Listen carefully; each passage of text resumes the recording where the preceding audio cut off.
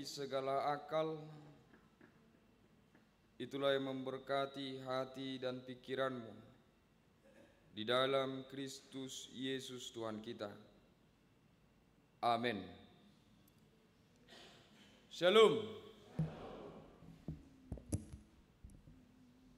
Menginang seluruh saudara yang terkasih dalam Kristus Yesus, saya akan bacakan firman Tuhan pada minggu kita hari ini yang tertulis di kitab Ulangan yang ke-30 ayatnya yang ke-15 sampai yang ke-20.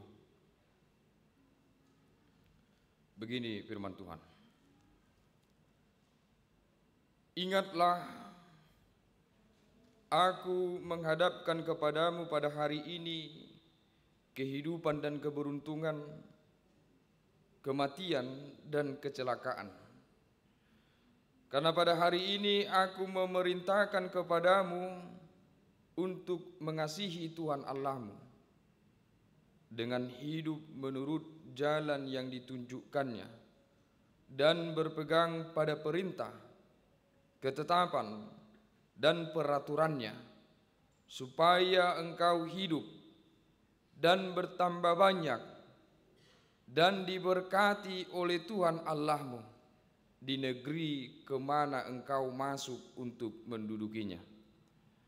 Tetapi jika hatimu berpaling dan engkau tidak mau mendengar, bahkan engkau mau disesatkan untuk sujud menyembah kepada Allah lain dan beribadah kepadanya,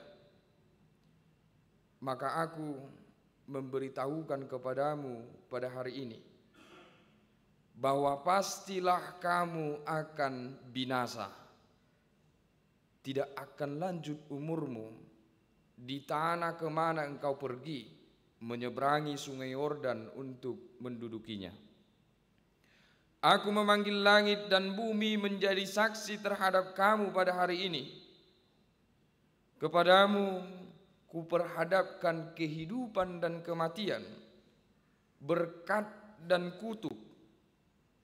Pilihlah kehidupan, supaya engkau hidup, baik engkau maupun keturunanmu, dengan mengasihi Tuhan Allahmu, mendengar suaranya dan berpaut padanya, sebab hal itu berarti hidupmu dan lanjut umurmu untuk tinggal di tanah yang dijanjikan Tuhan dengan sumpah kepada nenek moyangmu, yakni kepada Abraham, Ishak dan Yakub, untuk memberikannya kepada mereka. Demikianlah firman Tuhan. Amanginang kepada kita semuanya, ada sebuah ungkapan yang selalu kita dengar mengatakan hidup itu adalah pilihan. Sebenarnya tidak tahu siapa yang membuat kalimat ini pertama kali, tetapi kalimat ini sangat familiar di kita semua. Dari kalangan muda sampai kalangan tua pasti pernah mendengar kalimat itu. Hidup ini adalah pilihan. Saya coba mengartikan kalimat itu. Kalau di pengertian saya, kalimat itu mau mengatakan bahwa selama kita hidup, kita pasti akan diperhadapkan dengan situasi-situasi yang harus kita pilih. Selama kita hidup, pasti kita akan harus memilih sesuatu di kehidupan ini. Tetapi kalau kita sudah mati, barulah kehendak untuk memilih itu, kemampuan untuk memilih itu tidak kita miliki lagi. Selama kita hidup, kita harus memilih. Kita bisa rasakan itu di kehidupan kita sehari-hari. Gak usah terlalu jauh tadi. Mungkin ada dari rumah yang berpikir, aku hari ini gereja atau tidak ya? Ada situasi itu di dalam hidup, gereja atau tidak ya? Dan kita harus memilih. Ada yang memilih, oh gerejalah. Atau ada yang memilih, gak usahlah. Dan setelah memilih untuk ke gereja, timbul lagi pilihan yang lain. Saya akan ke gereja. Tapi saya ke gereja pakai apa ya? Mobil merah, hitam atau yang putih ini? Yang mana ini yang mau saya pakai ini untuk ke gereja? Ada pilihan di situ. Dan pilihan kita berbeda-beda, tergantung peluang kita, tergantung keberadaan kita. Tidak mungkin saya mau pergi ke gereja ada pilihan seperti tadi. Saya ke gereja nanti naik apa ya? Mobil hitam, putih atau merah? Tidak mungkin. Karena saya tidak punya peluang untuk memilih itu. Tapi kita semua harus memilih di kehidupan ini. Enggak kok Amang, tadi kami pergi dari rumah langsung berangkat naik mobil yang hitam. Kami ada 3 mobil tapi kami langsung berangkat naik mobil yang hitam. Enggak ada proses milih-memilih, itu perasaan kita. Tetapi sepersekian milih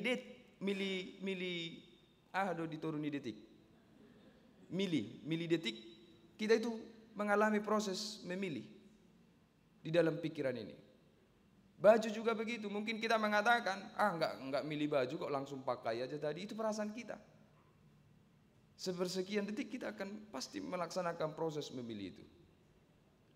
Jadi kita semua selama kehidupan ini kita miliki, selama itu juga kita akan diperhadapkan oleh banyak pilihan-pilihan yang harus kita pilih. Amang inang, pilihan itu bisa dikatakan sesuatu yang mudah, bisa juga dikatakan sesuatu yang susah. Tetapi satu hal, di setiap pilihan ada konsekuensi di dalamnya. Ada konsekuensi di setiap pilihan di kehidupan ini. Mau ke kiri, ada konsekuensinya. Mau ke kanan, ada konsekuensinya. Mau pergi, ada konsekuensinya. Mau tidak pergi pun ada konsekuensinya. Dan konsekuensi itu hanya kita alami setelah kita melakukan pilihan. Sebelum itu, sebelum memilih, kita hanya bisa menerka-nerka. Kita hanya bisa mempertimbangkan, memprediksi. Tetapi konsekuensi dari pilihan itu akan terasa setelah kita menghidupi atau menjatuhkan pilihan itu. Jadi memilih itu bisa mudah, tetapi bisa juga gampang. Tergantung situasi, tergantung apa yang kita pilih.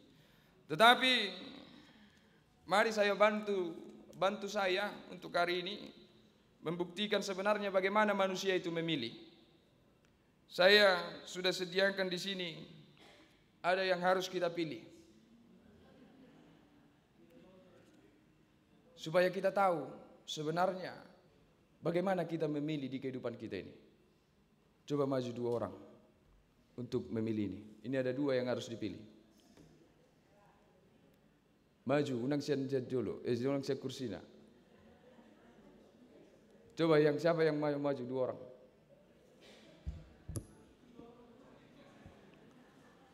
Itu kita akan tahu konsekuensinya apa setelah kita.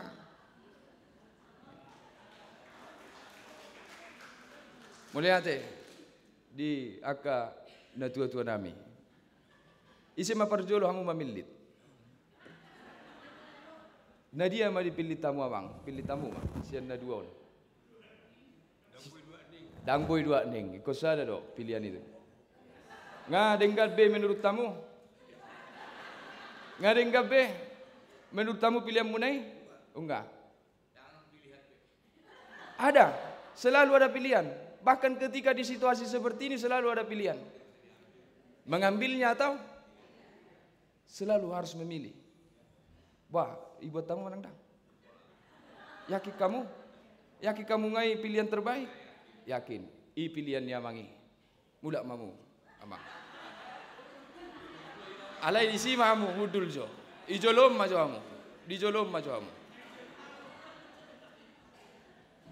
Amang inang lihat. Itu hal yang mudah, memilih. Tetapi seperti yang saya katakan, di setiap pilihan itu ada konsekuensinya. Amang sirait buat tamu zona king pengen. Amang tadi sudah mengatakan bahwa itu pilihan yang paling benar. Tapi coba perhatikan di lembaran uang itu. Adong dusi na asing. Batudu konsekuensi siap pilihan munai. Beri kamu maju. Manat. Perhatikan dengan baik. Di dalam uang itu ada tulisan.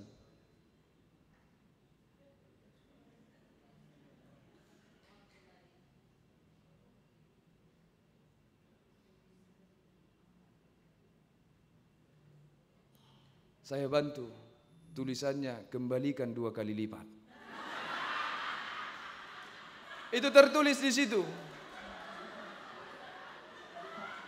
Itu tertulis di situ, kembalikan 2 kali lipat. Di sini tulisannya, Tuhan memberkati. Tidak diambil oleh amang sintua kita. Lihatlah, itulah keadaan yang sering kita alami di kehidupan kita dalam setiap proses pemilihan. Kita merasa bahwa pilihan kita sudah paling tepat. Karena kita terbatas untuk melihat dan menentukan segala sesuatu. Amang Sirait terbatas, mungkin dia tidak akan perhatikan itu. Tetapi meski kita sering terjatuh dalam setiap pilihan, membuat kesalahan dalam setiap pilihan, jangan berfokus kepada kesalahan itu, tetapi mau memperbaiki diri dari setiap pilihan. Untuk itu saya beri kesempatan untuk memperbaiki pilihan kepada amang da dua naking. Mula tusom maju habu muse.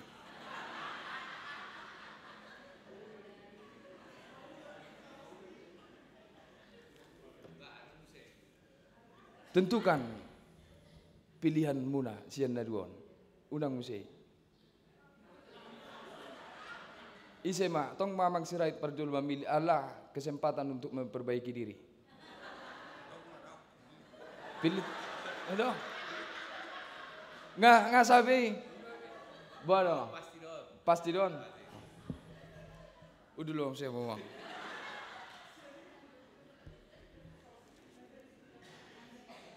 Lihat, itu pilihan amang Sirait. Untuk kedua kali dia mengambil nilai terbesar.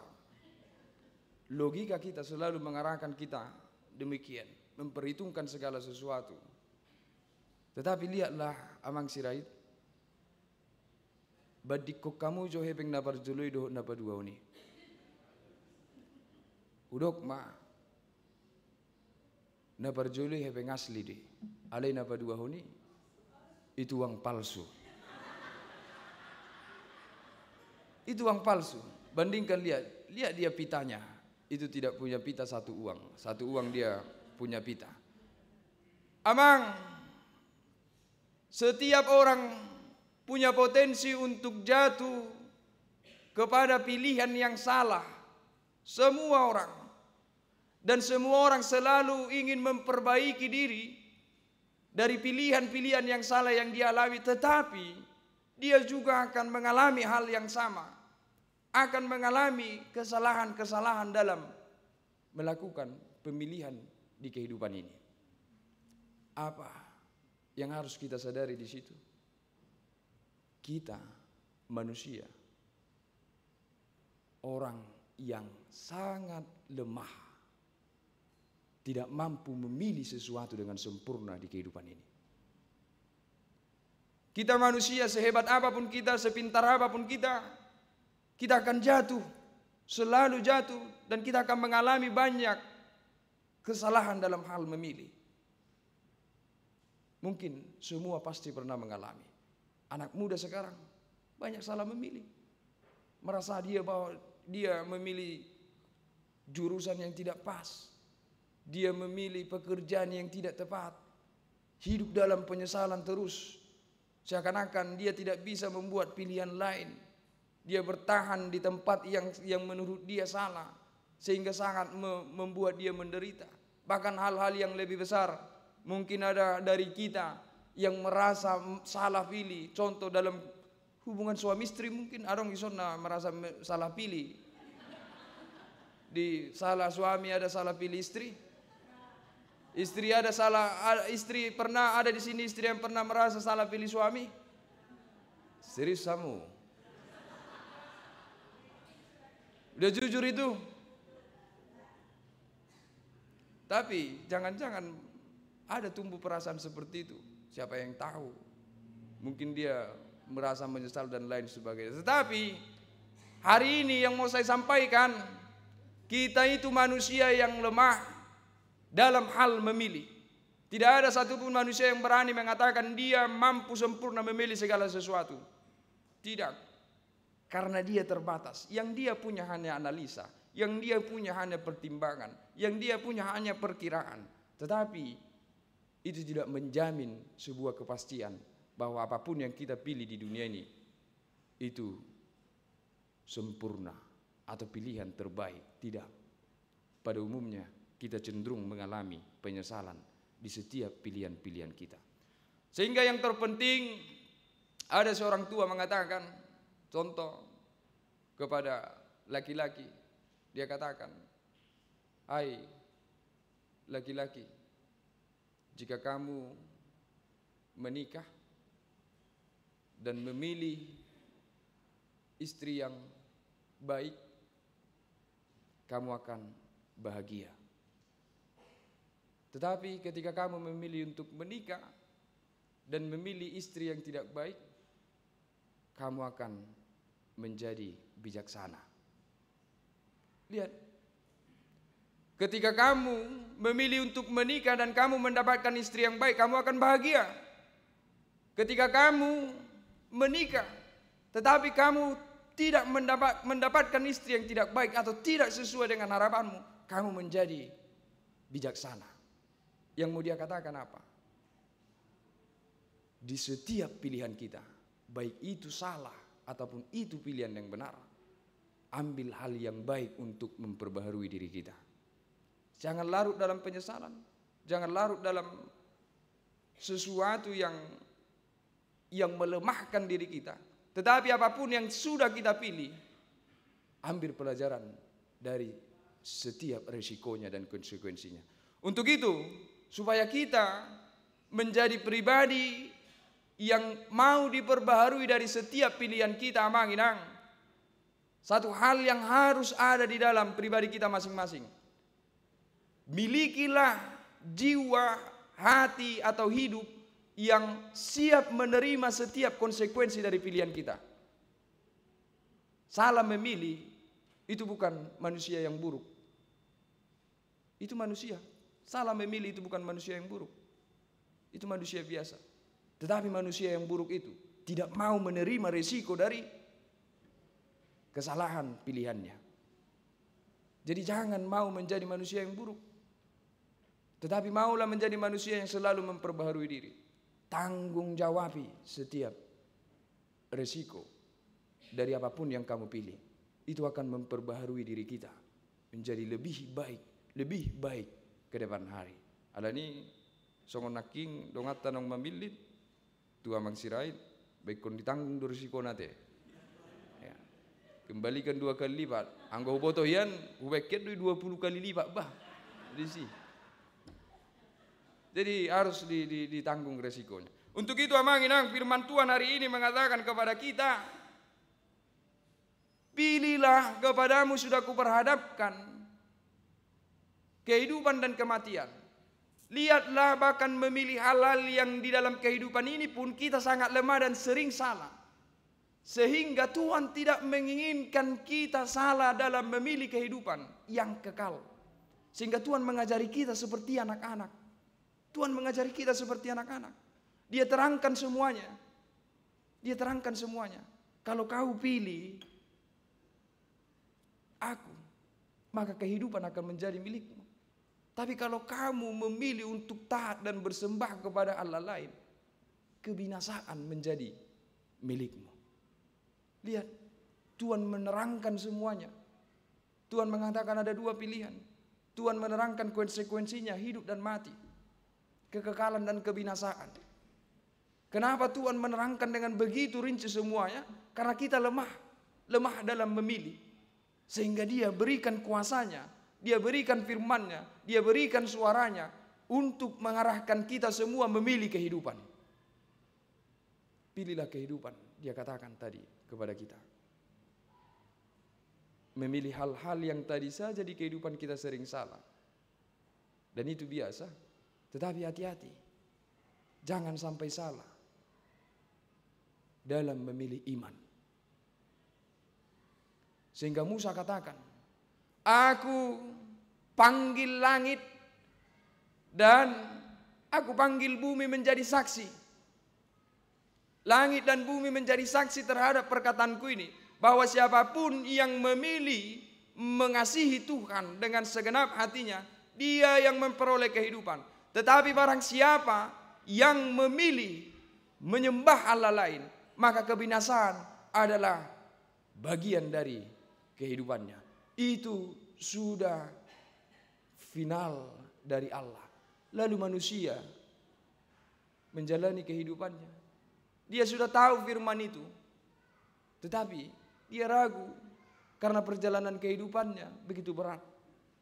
Dia ragu. Bagaimana mungkin ini? Aku sudah menyembah Tuhan selama ini, tetapi aku tidak rasakan yang dibilang Tuhan bahwa Dia akan memberkatiku. Aku sudah lakukan penyembahan kepada Tuhan selama ini, tetapi aku tidak rasakan bahwa Dia sudah menghidupkan, memberikan hidup yang sesungguhnya kepadaku. Manusia bertanya-tanya tentang itu. Akhirnya dia bosan dalam kesetiaannya dan memilih lari dari Tuhan. Tetapi Tuhan terus bekerja. Meski pada kitab Ulangan ini Tuhan sudah katakan ada kehidupan dan kematian yang harus kita pilih. Tetapi manusia tetap tersesat. Manusia tetap memilih kematian di kehidupannya. Meski demikian Tuhan tahu ini manusia ini sangat lemah. Aku harus bekerja terus-menerus untuk menyelamatkan mereka.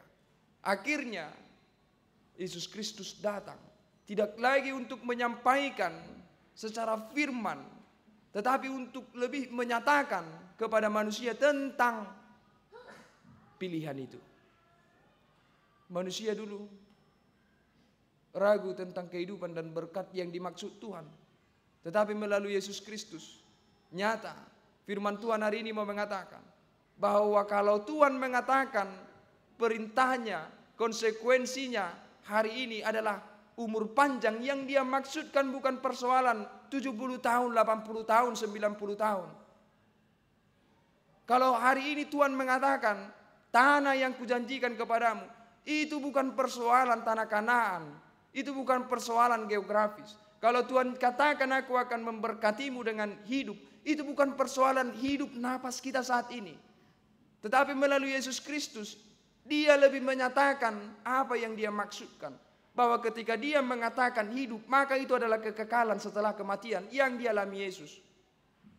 Maka ketika Dia mengatakan tanah yang kujanjikan kepadamu, itu bukan lagi persoalan Israel sebagai sebuah wilayah, tetapi Yerusalem yang baru, surga yang ada ketika Yesus naik. Sehingga ketika kata Tuhan katakan melalui firman ini, aku akan memberikan umur panjang kepada orang yang menyembah dan mengasihi aku. Dulu orang menganggap 80, 90, 100 tahun. Tetapi melalui Yesus Kristus umur panjang yang bagaimana yang dimaksud? Kekekalan. Kekekalan. Kita lihat keraguan kita di kehidupan ini selalu berusaha untuk diatasi oleh Tuhan. Jadi di kehidupan ini jangan lagi berpikir seperti pikiran yang di perjanjian lama. Jangan lagi menganggap ketika kita sungguh-sungguh mengasihi Tuhan bahwa kita akan mendapat umur panjang. Orang yang tidak mengasihi Tuhan pun bisa umur panjang. Jangan lagi ketika Tuhan mengatakan di sini, orang yang mengasihiku akan kuberikan tanah Israel, tanah Kanaan. Jangan lagi berpikir bahwa ketika kita mengasihi Tuhan kita akan mendapatkan wilayah, tidak, tapi kita akan mendapatkan surga. Jadi Tuhan selalu menyatakan ada hal yang besar yang akan kuberikan kepadamu karena kamu mengasihi aku. Tetapi jangan pikirkan itu seperti pikiran-pikiran dunia. Sehingga kehadiran Yesus Kristus itu membuat kita tahu bahwa upah dari orang yang mengasihi Tuhan adalah kekekalan. Sehingga itu jangan pernah permainkan pilihan imanmu. Jangan pernah permainkan pilihan imanmu. Kalau kamu boleh salah dalam memilih hal-hal yang seperti tadi, tapi persoalan iman jangan kamu sampai salah memilih. Karena itu menyangkut kehidupan yang Yesus tunjukkan. Karena itu menyangkut kekekalan yang Tuhan akan berikan. Mari kita lihat. Pilihan ini pilihan yang mutlak bagi kita. Jangan ada dari kita yang menjual imannya hanya untuk kelanjutan kehidupan yang sementara ini. Tetapi mari hari ini maknai yang Tuhan katakan, pilihlah kehidupan atau kebinasaan. Tuhan sudah nyatakan itu. Langit dan bumi sudah menjadi saksi. Kita tidak bisa lagi katakan, aku tidak tahu Tuhan. Aku tidak tahu kalau akhirnya berujung seperti ini Tuhan. Tidak bisa. Langit dan bumi sudah menjadi saksi. Dan lebih besar lagi Yesus Kristus, Tuhan itu sendiri sudah datang menyatakannya dalam hidupnya. Tinggal bagaimana kita mau setia atau tidak. Ada lagu sekolah minggu. Ini menggambarkan kehidupan kita semua. Tentang pilihan hidup ini, pilihan iman ini. Di dunia ini ada dua jalan, lebar dan sempit. Mana kau pilih? Yang lebar api, jiwamu mati. Tapi yang sempit, Tuhan berkati. Amang, inang, ketika ini ditanyakan sekali lagi, mana yang kamu pilih? Kehidupan atau kematian? Lisan kita akan berkata kehidupan. Tetapi jalan hidup kita rimangi. Kita cenderung memilih kematian. Udok matu hita manginang. Ketika hari ini pun, kalau ribuan tahun yang lalu Musa mengatakan pilihan ini kepada bangsanya, kehidupan atau kematian. Dan ini yang ditanyakan hari ini kepada kita, kehidupan atau kematian. Lisan kita akan mengatakan kehidupan, tetapi jalan kehidupan kita, hari-hari langkah demi langkah yang kita jalani di kehidupan kita, tarimangi be. Kehidupankah yang kita tuju atau kematian? Mudah mengatakan, saya pilih kehidupan.